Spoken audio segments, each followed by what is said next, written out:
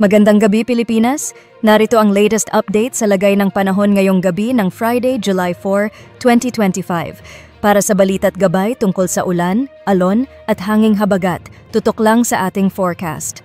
Ayon sa latest update ng Pag-asa, si Tropical Depression Bising ay nakalabas na ng Philippine Area of Responsibility kaninang tanghali, huling namataan sa layong 345 kilometers west-northwest ng Calayan, Cagayan. Taglay ang hangin na 55 kilometers per hour at bugso na 70 kilometers per hour.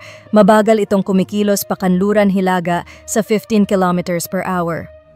Ayon sa Pag-asa, kahit wala na ito sa loob ng bansa, hinahatak pa rin ni Bising ang southwest monsoon, habagat, kaya't asahan ang mga pag-ulan sa Ilocos Region, Cordillera, Batanes, Cagayan at sa Central Luzon tulad ng Zambales, Bataan hanggang Occidental Mindoro. Occasional rains at thunderstorms pa rin ang inaasahan lalo na tuwing hapon at gabi.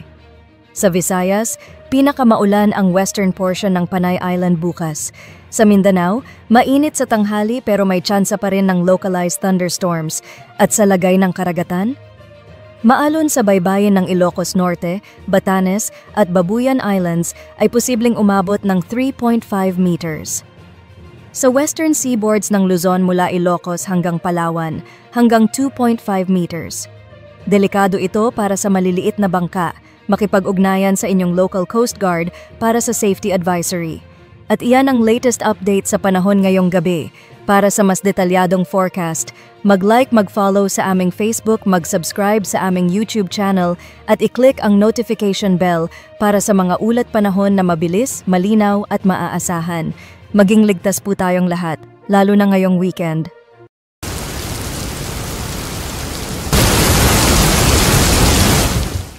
Magandang gabi Pilipinas! Narito ang latest update sa lagay ng panahon ngayong gabi ng Friday, July 4, 2025. Para sa balita't gabay tungkol sa ulan, alon at hanging habagat, tutok lang sa ating forecast. Ayon sa latest update ng Pag-asa, si Tropical Depression Bising ay nakalabas na ng Philippine Area of Responsibility kaninang tanghali, huling namataan sa layong 345 kilometers west-northwest ng Calayan, Cagayan. Taglay ang hangin na 55 kilometers per hour at bugso na 70 kilometers per hour. Mabagal itong kumikilos pakanluran Hilaga sa 15 kilometers per hour. Ayon sa Pag-asa, kahit wala na ito sa loob ng bansa, hinahatak pa rin ni Bising ang southwest monsoon, habagat, kaya't asahan ang mga pag-ulan sa Ilocos Region, Cordillera, Batanes, Cagayan at sa Central Luzon tulad ng Zambales, Bataan hanggang Occidental Mindoro. Occasional rains at thunderstorms pa rin ang inaasahan lalo na tuwing hapon at gabi. Sa Visayas, pinakamaulan ang western portion ng Panay Island bukas. Sa Mindanao, mainit sa tanghali pero may tsansa pa rin ng localized thunderstorms.